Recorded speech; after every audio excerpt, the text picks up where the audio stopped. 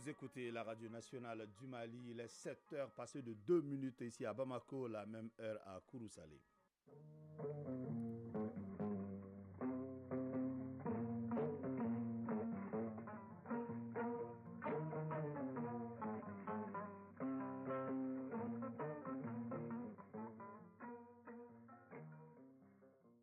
Le journal.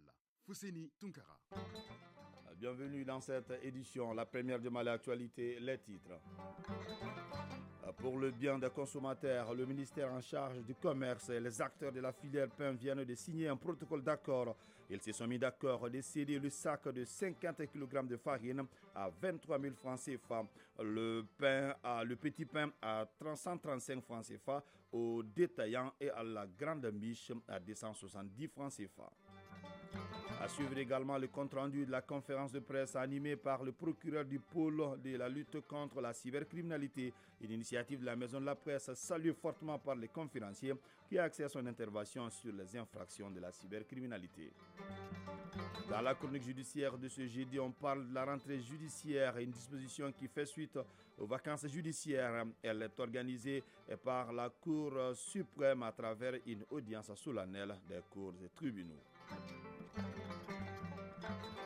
Football, le championnat national de Ligue 1 au compte de la 6e journée en retard. Le stade malien de Bamako a battu l'US Boukouba par 2-0 et remonte à la 2e place. La 13e journée se jouera dimanche et lundi. Dans la page sport, Isaac Tcheroun parlera aussi de la CAN Côte d'Ivoire 2023. Les pays qualifiés continuent leur préparation. Nous sommes heureux de vous compter parmi nous et toutes nos excuses pour ce léger retard. Le prix du sac de 50 kg de farine est désormais fixé à 23 000 francs. Celui de la petite miche du pain est cédé aux détaillants à 135 francs et la grande miche à 270 francs. La signature du protocole d'accord sur la commercialisation de la farine de blé et les caractéristiques du pain s'est déroulée hier après-midi entre le ministre du Commerce et de l'Industrie et les acteurs du secteur. Mohamed Kantao. À 2 mois du début du Ramadan, le gouvernement apporte des réponses appropriées aux préoccupations des consommateurs maliens. Il s'agit de la réduction des prix de denrées de première nécessité, précisément la farine. La signature de ce protocole d'accord s'est déroulée entre le ministre de l'Industrie et du Commerce et les acteurs du secteur. Moussa Alassane Diallo, ministre de l'Industrie et du Commerce. Le protocole d'accord s'inscrit parfaitement dans cette dynamique et correspond aussi à la volonté, aux ambitions du président de la transition, chef de l'État, son Excellence le colonel Assimi Goïta, qui a instruit au gouvernement de transition de mettre les préoccupations des populations au cœur de l'action publique. Après plusieurs mois d'échanges et de concertation, les différents acteurs de la filière pain sont arrivés à la conclusion de fixer le prix du sac de farine de blé à 23 000 francs CFA, le sac de 50 kg. Le prix du petit pain à 135 francs et le prix du gros pain à 270 francs la miche. Les acteurs du secteur de la farine et du blé rassurent la population quant au respect des termes du protocole d'accord. Mamadou Lamine Aïdara, président de la filière pain et de l'interprofession blé. Je peux donner l'assurance quand même à la population que ça va se réaliser. On va appliquer les prix. Tous les boulangers du Mali vont respecter ce prix. L'application, c'est dès la signature. Ça s'applique. Et on va essayer avec la direction technique, c'est-à-dire la DNCC, de prendre des dispositions pour pouvoir faire l'effectivité sur tout le territoire du Mali. Parce que c'est dans notre intérêt et dans l'intérêt aussi de la population. Moussa Alassane Diallo, ministre de l'Industrie et du Commerce. Je voudrais particulièrement insister auprès de l'ensemble des acteurs pour que tous les engagements qui ont été pris ici puissent être respectés scrupuleusement et sur l'ensemble du territoire national. Ce cadre de dialogue et d'échange, il va être permanent. Il va être un cadre dynamique. Il va faire l'objet d'un suivi et d'une évaluation périodique. Le ministre Diallo a enfin remercié les 3 signataires pour leur esprit coopératif visant à rendre disponibles les denrées de première nécessité et à des prix abordables. Cela afin de contribuer au pouvoir d'achat des ménages. Le procureur du pôle national de la lutte contre la cybercriminalité était hier devant les journalistes Avec les hommes des médias, les échanges ont tourné autour du rôle du dipôle, les infractions de la cybercriminalité et la gestion des cas hors du Mali, entre autres. Cette initiative de la Maison de la Presse a été fortement saluée par les conférenciers qui a beaucoup insisté sur l'appui des hommes de médias. Khadija Toukoni. La question de la cybercriminalité est un réel problème au Mali. L'absence de texte de réglementation avait suscité une dépravation sur la toile. C'est pourquoi le gouvernement du Mali, dans sa stratégie de lutte contre la cybercriminalité, a mis en place toute une loi en 2019. Et c'est en 2022 qu'un pôle de lutte contre la cybercriminalité a été créé. Et depuis, un véritable toilettage a commencé pour mettre un frein à certaines dérives sur les réseaux sociaux, ce qui fait couler aujourd'hui beaucoup d'encre et de salive. Le procureur du dipôle était ce mercredi devant les journalistes pour donner d'amples explications, une initiative de la Maison de la Presse. Dr Adaman Koulibaly, procureur du pôle de lutte contre la cybercriminalité. Le rôle de ce pôle en réalité est tout simple. Il s'agit juste de réguler le cyberespace. Et pour comprendre ce rôle-là, naturellement, il faut savoir que la cybercriminalité peut être définie comme étant toute infraction pénale destinée, comme on appelle, contre les outils numériques, les nouvelles technologies de l'information et de la communication, ou les infractions commises à l'aide de ces moyens-là. Les infractions sur le cyberespace peuvent en général être des atteintes à l'intégrité, à l'honneur de la personne ou même des atteintes aux biens. De juillet à ce jour, le pôle de lutte contre la cybercriminalité a enregistré plus de 332 plaintes et 28 ont été jugées. Comme quoi, la lutte fait ses effets. Les activités du pôle vont largement au-delà de la loi de 2019, puisqu'il y a la loi sur le régime de presse et le délit de presse, il y a la loi sur les échanges de services électroniques, il y a la loi sur les moyens, modalités et systèmes de cryptologie, il y a la loi sur les données à caractère personnel, il y a l'ordonnance sur l'autorité de régulation des postes et des télécoms. On a également les articles 264 à 271 du Code pénal. Cette fois-ci, il faut retenir qu'il y a une compétence qui va concerner la loi domaniale et foncière, la loi, comme on appelle, électorale et même le code minier, mais si et seulement si cela concerne la cybercriminalité. Avec ce pôle, nos compatriotes doivent savoir que tout ne se dit pas sur les réseaux sociaux. Comme on le dit, ta liberté s'arrête là où commence celle des autres. Même dans sa conception la plus absolue, la liberté ne veut pas dire absence de limites. Et donc qu'il s'agisse du cyberespace ou pas, tout ne doit jamais pouvoir se dire. Mais il y a parfois des gens qui pensent que nous sommes en train d'empêcher les gens de parler, de s'exprimer. Non, je vous rassure que ces libertés sont intactes. Et c'est seulement les excès ou en tout cas les propos de nature à inciter à la violence, à porter l'atteinte à l'honneur et à la dignité qui sont reprimés. Des questions ont été également posées sur la gestion des cas hors du Mali et le procureur répond. Les cas hors du Mali, ça n'est pas le propre seulement de la cybercriminalité. Il y a ce qu'on appelle la coopération judiciaire. Cela peut concerner les actes terroristes, cela peut concerner les infractions économiques et financières, les infractions commises sur le cyberespace, même à l'étranger, qui peuvent avoir des effets sur le territoire de la République du Mali. Et donc, c'est dans le cadre des accords et de coopération, à la suite soit de conventions, de traités internationaux ou même des accords de coopération au niveau bilatéral, que nous pouvons solliciter l'aide, l'appui et l'assistance d'autres pays. En tout cas, d'importants dispositifs de sécurité sont déployés pour dissuader les acteurs de la cybercriminalité. Et lors des échanges avec les journalistes, le procureur Koulibaly a soutenu que l'émergence du Mali tant souhaitée par les autorités ne saurait avoir lieu sans l'accompagnement des hommes de médias. Radio Mali à Ségou et environ 96.8 MHz en FM. La compagnie Tondion du 26e régiment de Bafou a reçu son étendard lui permettant de s'engager dans l'opération Dougoukoloko. Le lieutenant Boubakari Djabi et ses hommes sont désormais prêts à participer à l'opération d'occupation des emprises rétrocédées par l'aménagement à l'État malien. La cérémonie de remise a été présidée par le directeur du génie militaire, le colonel-major Faramba Sangari, en présence des autorités militaires de la zone de défense de Ségou. Le reportage de la DIRPA avec la voix de Fousseni Samake. Cette remise d'étendard au commandant de la compagnie Tondion du 26e régiment de Bafo s'inscrit dans le cadre de l'opération Dougoukoloko.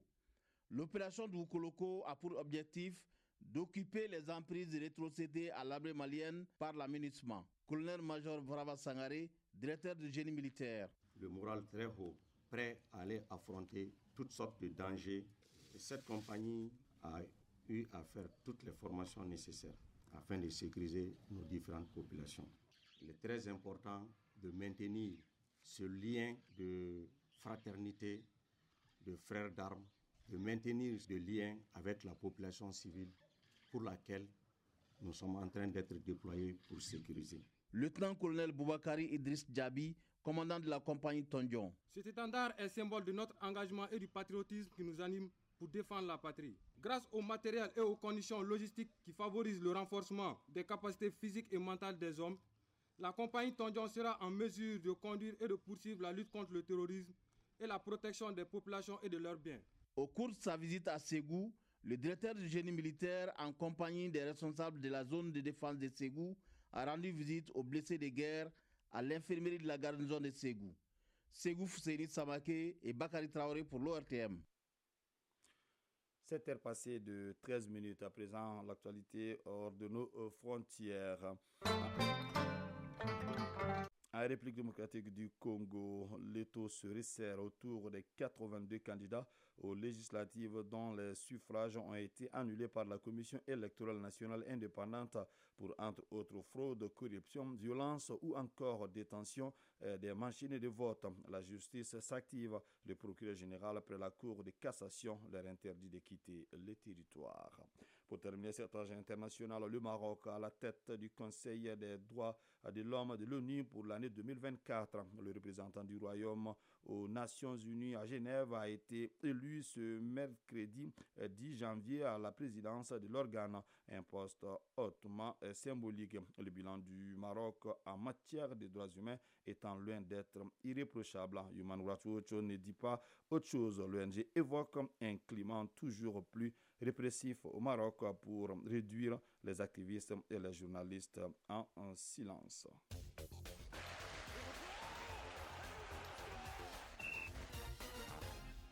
À présent, la page sport football, championnat national de Ligue 1. Au compte de la 6e journée en retard, le stade malien de Bamako a battu l'US Bougouba par 2-0 et remonte à la 2e place.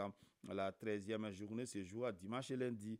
CAN Côte d'Ivoire 2023. Les pays qualifiés continuent leur préparation pour ce qui est des Aigles du Mali. Ils recevront ce jeudi le drapeau national. Une remise qui sera effectuée par le président de la transition, chef de l'État, le colonel Assimi Goïta. Les nôtres rallieront ensuite la Côte d'Ivoire. Le résumé de l'actualité sportive avec Isaac Tienou. Les Aigles du Mali continuent leur préparation à Kabbalah. Déjà ce matin, les joueurs et leur encadrement technique recevront des mains du président de la transition, chef de l'État, le drapeau national. Une remise à travers laquelle le colonel Assimi Goïta mettra en mission officielle notre équipe nationale. Occasion pour la Fédération malienne de football pour remettre au président de la transition le mot du premier sporteur des Aigles. Dans la soirée, les Aigles s'envoleront pour Abidjan avant de rallier Korogo où ils joueront leur rencontre de poule. Tout comme le Mali, les pays qualifiés pour cette CAN en Côte d'Ivoire continuent les préparations. Cet après-midi, l'Afrique du Sud, un des adversaires du Mali à la CAN, répétera ses gammes devant le Lesotho avant de rallier sa base. Hier, le Burkina Faso a battu la Congo par 2-1. La Tunisie a eu raison du Cap-Vert 2-0. La Tunisie également un des adversaires du Mali. Ce qui est sûr, les plus grands footballeurs du continent se sont donné rendez-vous pour cette Coupe d'Afrique des Nations 2024 du 13 janvier au 11 février en Côte d'Ivoire.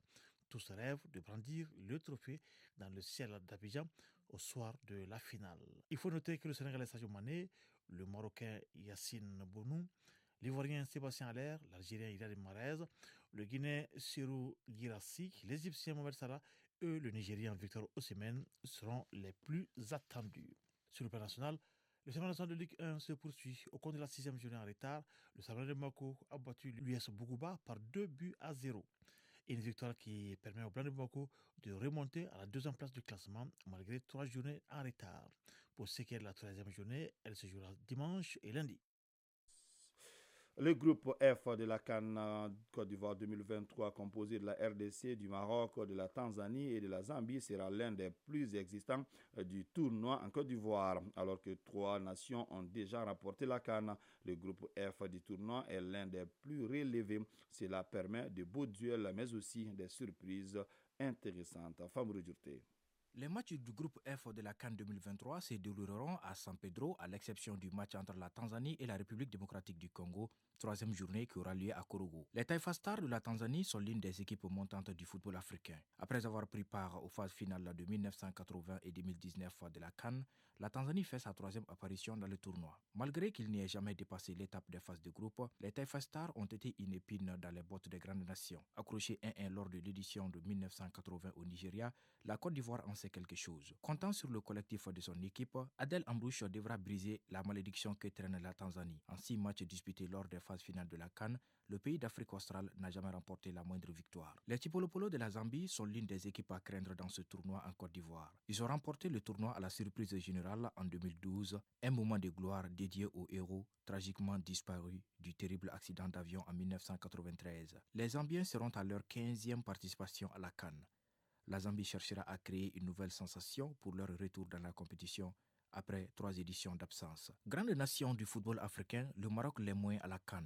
En 18 participations, son nombre d'étoiles reste coincé à une véritable anomalie que le royaume chérifien entend réparer. La première participation du Maroc à une CAN date de 1972 au Cameroun. 4 ans après, il était champion d'Afrique en Éthiopie. Champion d'Afrique en titre, le Maroc va sortir au premier tour en 1978 au Ghana. Meilleure nation africaine à la Coupe du Monde 2022 au Qatar et actuellement premier pays en Afrique dans le classement FIFA, 13e, le Maroc sera très attendu en Côte d'Ivoire, sauf que la CAN réussit moins aux pays maghrébins hors de leur zone géographique. D'ailleurs, seuls le Maroc et l'Égypte sont parvenus à le faire. Le royaume chérifien court derrière un titre continental depuis maintenant 23 éditions.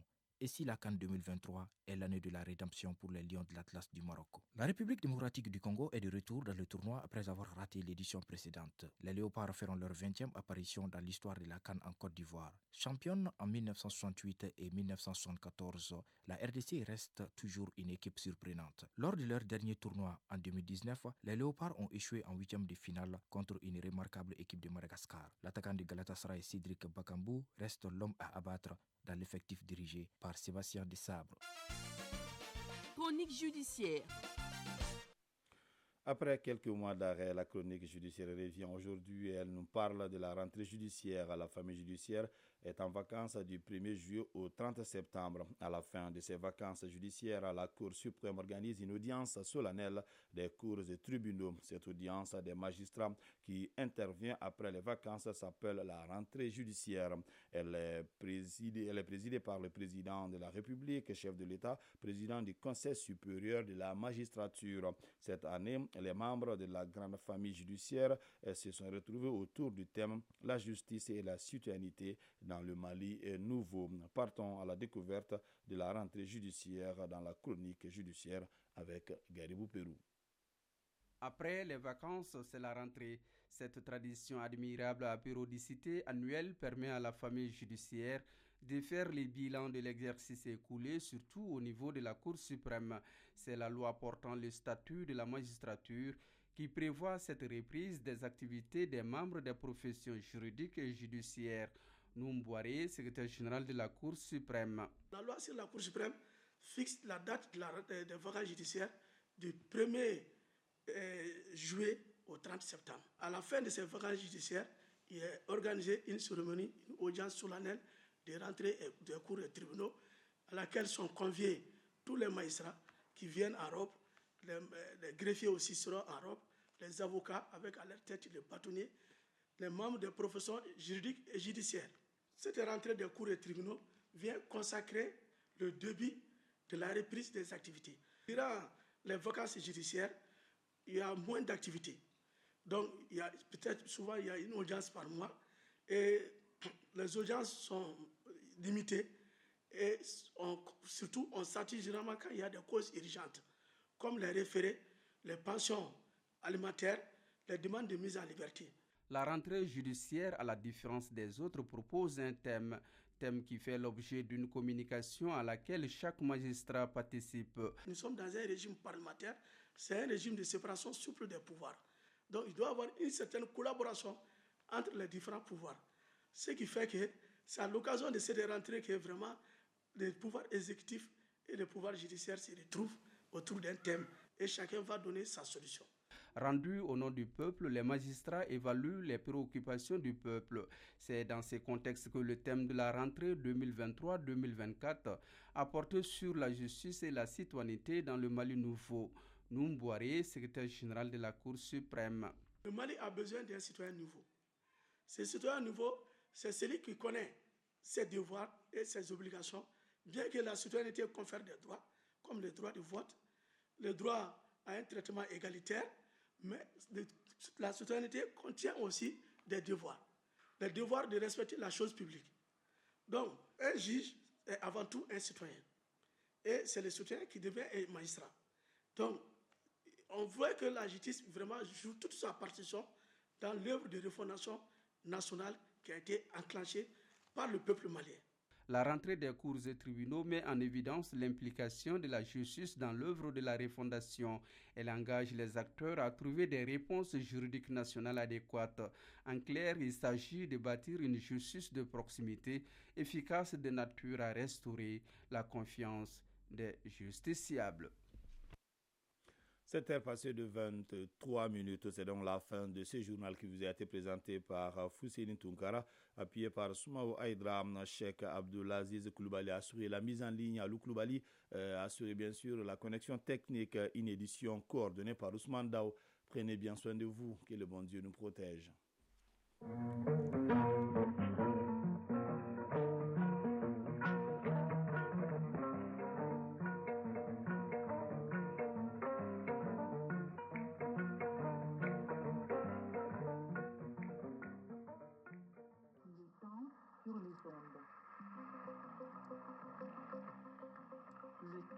Sur les ondes, la météo est avec vous.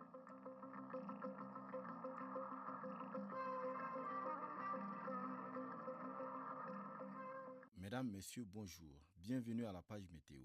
En prévision générale du temps, le ciel sera nuagé dans l'ensemble du pays.